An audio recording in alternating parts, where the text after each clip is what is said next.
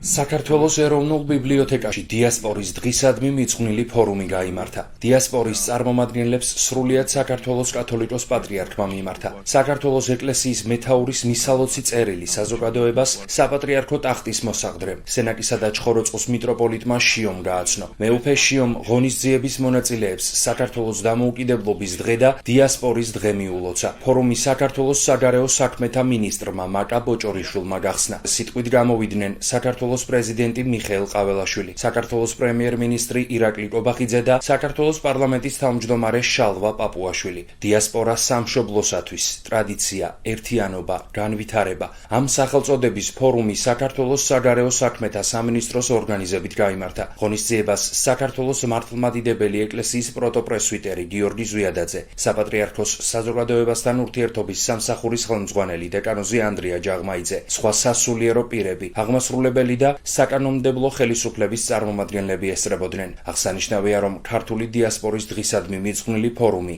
ყოველწლიურად იმართება. თქვენ ვაღმატებულებავ, ბატონო პრეზიდენტო, ბატონო პრემიერ-მინისტრო, ბატონო პარლამენტის თავმჯდომარეო, პატივცემულო პარლამენტის წევრებო, მთავრობის წევრებო, ძვირფასო ქალბატონებო და ბატონებო, დიასპორის წარმომადგენლებო, გილოცავთ საქართველოს დამოუკიდებლობის დღეს და გილოცავთ დიასპორის დღეს.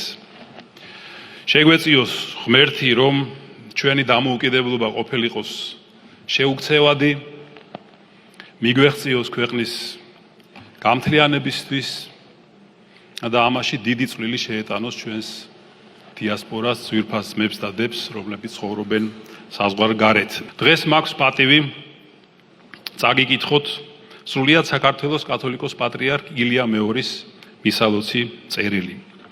დიასპორის დღისადმი მიძღვნილი ღონისძიების მონაწილედ. ქრისტეს მიერ საყვარელნო, დანო და ძმანო, ჩემო სულიერო შვილებო, ღვთის წყალობით კვლავ დადგა დღე ჩვენი ყოველწლიური შეხვედრის. მე არაერთხელ მომიმართავს თქვენთვის და ახლა მინდა თქვენ მომმართოთ წერილობით და მითხრათ, რა სურვილები და წინადადებები გაქვთ ისეთი, რომელიც არის რეალური და ხელს შეუწყობს თქვენი და თქვენი შვილების მდგომარეობის გაუმჯობესებას. ხელს შეუწყობს საქართველოსთან თქვენს დაახლოებას. იცოდეთ, თქვენ საქართველოს განუყოფელი ნაწილი და უცხოეთში ჩვენი ქვეყნის ელჩები ხართ. ამდენად დიდია თქვენი პასუხისმგებლობა. გილოცავთ და გისურვებთ რწმენის სიმტკიცეს, მოყვასის სიყვარულს, სამშობლოს ერთგულებას, წარმატებებს თქვენს პირად ცხოვრებაში და სიმშვიდესა და სიხარულს ოჯახში. ღმერთმა დალოცოს თქვენი მყოფობის ადგილი, უცხოეთში მცხოვრები ყველა ქართველი და სრულიად საქართველო. თქვენთვის მლოცველი ილია მეორე, სრულიად საქართველოს კათოლიკოს პატრიარქი, მცხეთა თბილისის მთავარეპისკოპოსი და ბინჭვითისა და ცხუმ აფხაზეთის მიტროპოლიტი. ერთმანეთს